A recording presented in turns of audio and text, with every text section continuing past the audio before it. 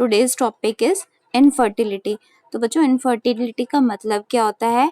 Inability of a couple to conceive.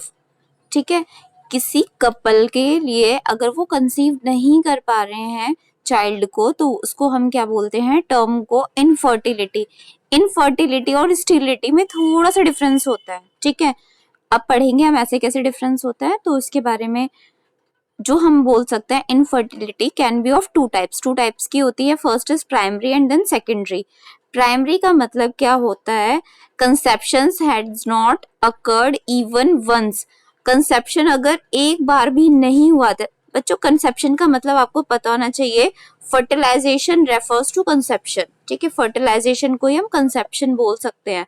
तो अगर fertilisation body में एक बार भी नहीं हुआ, मतलब वो जो कपल है वो एक बार भी उनकी जो फीमेल है वो प्रेग्नेंट नहीं हुई, तो उसको हम क्या बोलते हैं? Primary infertility. मीन्स एक बार भी लाइफ में कभी वो फर्टाइल नहीं, मतलब क्या बोल सकते हैं इसको, फर्टिलाइजेशन नहीं हुआ उसकी बॉडी में, वो प्रेग्नेंट नहीं हुई एक बार भी, तो प्राइमरी बोलेंगे। सेकेंडरी का मीनिंग क्या होगा? सेकेंडरी का मीनिंग है यहाँ पर हिस्ट्री ऑफ क्या बोल सकते हैं इसे हम के उसका मिसगैरेज। ठीक है, history of miscarriage and problem in secondary pregnancy. अगर क्या हुआ हो यहाँ पर सेकेंडरी प्रेगनेंसी में, या फिर हम बोल सकते हैं कि मिसगैरेज हुआ है उसका, ठीक है, तो उसको हम क्या बोलेंगे? Secondary infertility. मीन्स या तो उसके एक पहले से कोई बच्चा है, दोबारा उसके कोई बच्चा नहीं हो रहा, तो उसको हम बोलेंगे सेकेंडरी इनफर्टिलिटी। तो आई होप आपको समझ आया इनफर्टिलिटी का मीनिंग क्या है। It is an inability of a couple to conceive. ठीक है, इनेबल है वो, मतलब कंसीव नहीं कर पा रहे हैं। ये दो तरह की है, प्राइमरी सेकेंडरी। अगर एक बार भी कंसीव नहीं किया है तो प्राइमरी, और अगर एक बार कंसीव कर चुके, मिस गैरेज की कहानी है वहां पर, या फिर वो पहले प्रेग्नेंट हुई है एक बार, उसके एक बच्चा है लेकिन आगे कोई नहीं है, तो उसको हम बोलेंगे सेकेंडरी। ठीक है, क्वेश्चन इंपॉर्टेंट है आपके लिए। रिलेटिव इनफर्टिलिटी का क्या मतलब है? रिलेटिव का मतलब हम यहाँ पर किसी से रिलेशन करेंगे। ठीक है, यानी कि कोई रिलेटेड चीज है जिसकी वजह से वो फर्टाइल नहीं हो पा रही है फीमेल, तो वो क्या होगी इसके अंदर? It is present during lactation period. मैंने जब आपको मेंस्ट्रुअल साइकिल कराई थी तब भी समझाया था उसमें कि जब लैक्टेशन पीरियड होगा, जब डिलीवरी के बाद, पार्चुरेशन के बाद जब लैक्टेशन पीरियड आएगा उसके अंदर, तो प्रोलैक्टिन हार्मोन वो सिक्रीट होगा उसकी बॉडी में, जिसकी वजह से प्रोलैक्टिन की वजह से ईस्ट्रोजन क्या हो जाएगा? सप्रेस हो जाएगा, ईस्ट्रोजन नहीं बनेगा। ईस्ट्रोजन बच्चों जब नहीं बनता है तो ओव्यूलेशन नहीं होता है, मतलब ओवरी से ओवा रिलीज नहीं होता है, और इसी को ही हम क्या बोलते हैं? Relative infertility. क्लियर आपको रिलेटिव इनफर्टिलिटी का क्या मतलब है? मींस लैक्टेशन पीरियड जब वो फीडिंग करा रही है बच्चों को कोई फीमेल, तो क्या हो रहा है? उसकी बॉडी में प्रोलैक्टिन हार्मोन ज्यादा है, ठीक है, और ईस्ट्रोजन कम है। हमें पता है कि ओव्यूलेशन किसकी वजह से होता है? ईस्ट्रोजन। तो अगर ईस्ट्रोजन हार्मोन नहीं होगा तो ओव्यूलेशन भी क्या हो जाएगा? नहीं होगा, सप्रेस हो जाएगा। तो ये टर्म क्या कहलाती है? हमारी रिलेटिव इनफर्टिलिटी। ठीक है, अगर कोई इनफर्टाइल कपल है, एज अ बायोलॉजी स्टूडेंट आप उसके वो क्या सजेस्ट करोगे? कौन कौन से मेथड आप उसको बता सकते हो कि वो कंसीव कर जाए? ठीक है, या फिर वो आगे मदर और फादर बन जाए, क्या उसको आप क्या क्या टेक्नोलॉजीज बता सकते हो? तो इन टेक्नोलॉजीज को बच्चों हम क्या बोलते हैं? Assisted reproductive technologies. ये असिस्टेंट नहीं है, बच्चे बहुत गलती करते हैं, तो याद रखिए असिस्टेड। ठीक है, कौन सी है ये? Assisted reproductive technologies. आप उसे क्या सजेस्ट करोगे? एआरटी। ठीक है, यानी कि कौन से एआरटी मेथड्स आप उसको बताओगे? तो एआरटी के अंदर कौन कौन से मेथड्स आते हैं? Various techniques which are used to help infertile couples to conceive. बहुत सारी टेक्निक्स होती हैं जिसमें आप इनफर्टाइल कपल को हेल्प कर सकते हो ताकि वो कंसीव। अभी मैंने बताया था फर्टिलाइजेशन रेफर्स टू कंसेप्शन। ठीक है, कंसीव वर्ड यहीं से आया है। तो आप क्या करोगे? उसको बहुत सारे मेथड्स के बारे में बताओगे यहाँ पर जिससे वो कंसीव कर सके। When natural conception is not possible, जब वो नेचुरली कंसीव नहीं कर पा रही है, कंसेप्शन नहीं हो पा रहा है। ठीक है, तो कौन कौन से मेथड है? First method is artificial insemination. ठीक है, आपको इनकी एक्सपेंडेड फॉर्म भी याद रखनी है, कौन कौन सी है। ये हमारी शॉर्ट फॉर्म में आ जाते हैं कि आप इसको एक्सपेंड करिए, एक्सपेंड द फुल फॉर्म। तो यहाँ पर आ जाएगा एआई का मतलब आर्टिफिशियल इंसेमाइनेशन टेक्निक्स। क्लियर आपको?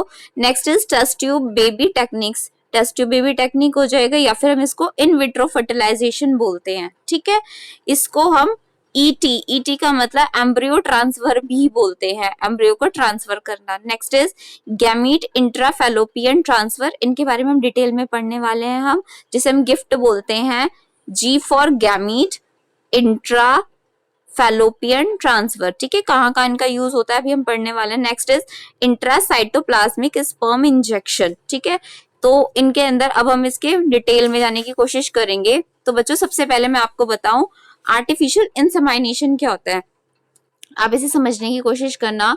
तो क्या होता है आर्टिफिशियल इंसेमाइनेशन में, माना कि जो हस्बैंड है, ठीक है, उसके जो स्पर्म्स हैं वो हेल्दी नहीं है। ठीक है, स्पर्म्स का हेल्दी भी होना जरूरी है ताकि वो फैलोपियन ट्यूब तक पहुंच जाए। हमने बात की थी 40% कितने होते हैं, हेल्दी होते हैं। ठीक है, 60% हमारे, क्योंकि एक इजैक्यूलेशन में 200 मिलियन से 300 मिलियन तक स्पर्म्स निकलते हैं, उन स्पर्म्स में से 40% कैसे होते हैं, हेल्दी। मान लिया वो जो मेल है उसके जो सीमेंस है या फिर जो स्पर्म है वो हेल्दी नहीं है। ठीक है, अगर हेल्दी नहीं है, एक तो ये कमी हो सकती है, दूसरा वेरी लो स्पर्म काउंट, जो उसके सीमेन में स्पर्म है वो बहुत कम है। ठीक है, बहुत लो काउंट है। तो क्या करेंगे, तो उसकी बॉडी में, फीमेल की बॉडी में जो स्पर्म्स की एंट्री कराई जाएगी वो कैसी कराई जाएगी, आर्टिफिशियली। मीन्स हम यहाँ पर क्या करेंगे, फीमेल की बॉडी में आर्टिफिशियली सीमेन को क्या करेंगे, इंजेक्ट करेंगे। ठीक है, आर्टिफिशियली फैलोपियन ट्यूब तक क्या पहुंचाते हैं, सीमेंस को पहुंचाते हैं। और ये सीमेन अगर मान लो हस्बैंड है, उसका सीमेन नहीं हो पा रहा है, ठीक है, मींस उसको बिल्कुल भी स्पर्म्स नहीं बन पा रहे हैं, तो हम क्या कर सकते हैं, डोनर से भी ले सकते हैं। ठीक है, डोनर जो स्पर्म बैंक्स होते हैं वहां पर सीमेन डोनेट किए जाते हैं। लेकिन इसमें एक चीज याद रखनी होगी, कोई भी डोनर 3 से ज्यादा बार सीमेन डोनेट नहीं कर सकता है। ठीक है, कोई भी डोनर जो होगा 3 से ज्यादा बार अपने सीमेंस को डोनेट नहीं कर सकता। क्यों नहीं कर सकता, क्योंकि जेनेटिक डाइवर्सिटी बनी रहे उसकी वजह से। ठीक है, अगर बार बार वो ही करता रहेगा तो जो जेनेटिक डाइवर्सिटी नहीं बन पाएगी, मीन सारे जीन्स उसी के जैसे ही आते चले जाएंगे आगे। तो ये यहाँ पर कुछ क्या बोल सकते हैं, कुछ गाइडलाइंस हैं जिनके थ्रू क्या कर सकता है, कोई अपना सीमेंट डोनेट कर सकता है, तो 3 से बाहर नहीं कर सकता। अभी कुछ दिन पहले पिक्चर आई थी एक विक्की डोनर, विक्की डोनर में क्या हुआ था, सारे बच्चे उसी के, सारे बच्चे उसी के ही। तो ऐसा कुछ नहीं होता, बस 3 से ज्यादा हम नहीं कर सकते हैं।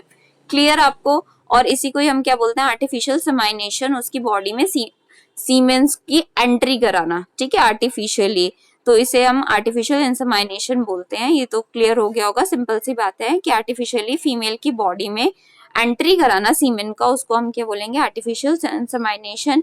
इसमें हस्बैंड के भी स्पर्म्स हो सकते हैं या फिर किसी डोनर के भी हो सकते हैं। ठीक है, स्पर्म्स के भी हस्बैंड के भी हो सकते हैं स्पर्म्स, या फिर किसी डोनर के भी हो सकते हैं।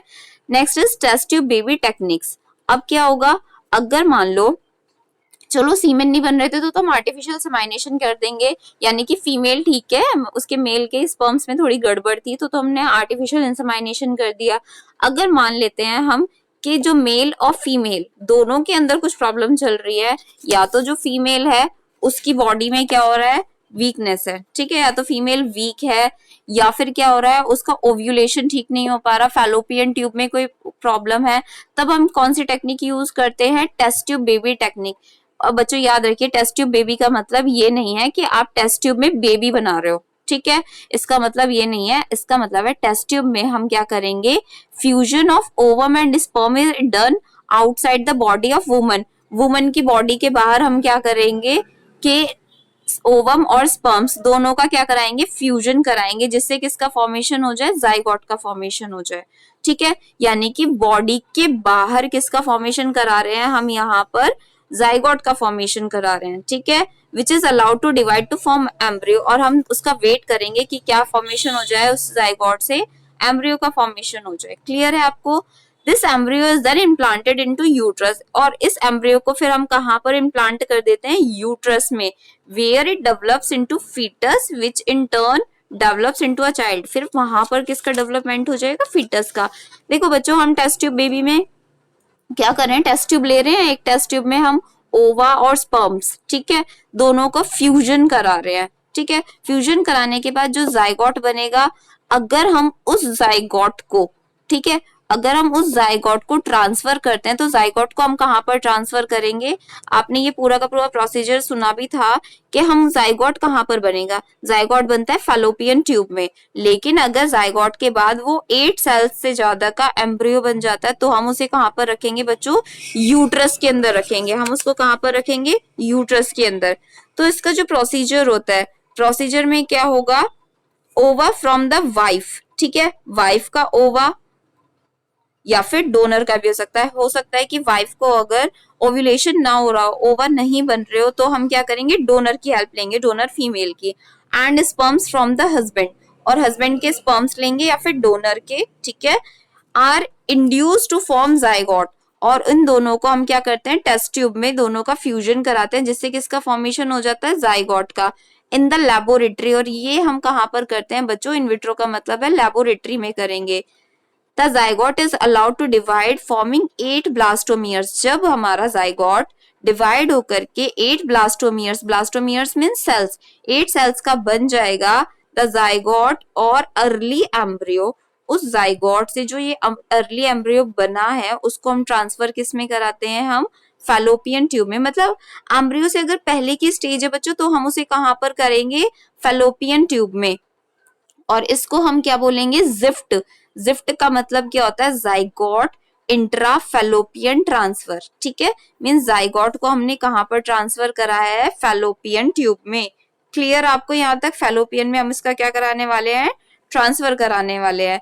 अब देखिए इसके अंदर ये क्या है? ये ओवम है, ठीक है।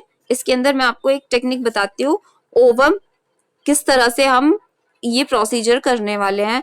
ये ओवा है, हमने एक माइक्रो निडल में क्या ले रखा है? छोटा सा जो आपको दिख रहा है वो है स्पर्म। सिर्फ एक ही स्पर्म लेते हैं हमने माइक्रो निडल में एक स्पर्म लिया। इस स्पर्म को हम आर्टिफिशियली किस में इंजेक्ट कराते हैं बच्चों? ये सिंगल स्पर्म को हम इंजेक्ट कराएंगे सेकेंडरी oocyte के अंदर। ये दिख रही है आपको माइक्रो निडल, इस माइक्रो निडल को हम इंजेक्ट करा देते हैं सेकेंडरी oocyte में। जब सेकेंडरी oocyte में जाता है तो यहाँ पर फर्टिलाइजेशन हो जाएगा। फर्टिलाइजेशन होने के बाद जाइगोट, और जाइगोट अगर 8 सेल से कम है तो हम उसे फैलोपियन ट्यूब में ट्रांसफर कराते हैं। अगर वो 8 सेल से 8 ब्लास्टोमियर से ज्यादा है तो बच्चों हम उसे कहाँ पर ट्रांसफर कराएंगे? फिर उसको हम कराएंगे यूट्रस के अंदर। देखिए आगे, implantation of embryo takes place in the uterus, ठीक है। एम्ब्रियो जब हो जाएगा तो हम उसको क्या कराएंगे? यूट्रस के अंदर इम्प्लांट कर देंगे। Where it develops into a foetus, जहां पर उसका किसका डेवलपमेंट करेगा? वो फीटस का। विच फॉर्म्स अ चाइल्ड, जिससे फिर क्या हो जाएगा? गेस्टेशन पीरियड के बाद वो क्या बन जाएगा? चाइल्ड बन जाएगा, ठीक है। यहाँ पर एक है जिफ्ट के बारे में, ठीक है। जिफ्ट क्या होता है? Zygote intra fallopian transfer. देखो अगर हम गैमीट का ट्रांसफर करते हैं तो हम उसको क्या बोलते हैं? गिफ्ट बोलते हैं। मींस अगर बॉडी में गैमीट नहीं बन रहे हैं तो हम उसको क्या बोलेंगे? गिफ्ट बोलेंगे, ठीक है। और अगर मेल के हम डालेंगे तो उसको आर्टिफिशियल समाइनेशन बोलेंगे। अब फीमेल के डाल रहे हैं अगर हम तो उसके लिए हम यहाँ पर क्या बोल रहे हैं? गैमीट ट्रांसफर, ठीक है, गैमीट इंट्रा फैलोपियन ट्रांसफर। लेकिन अगर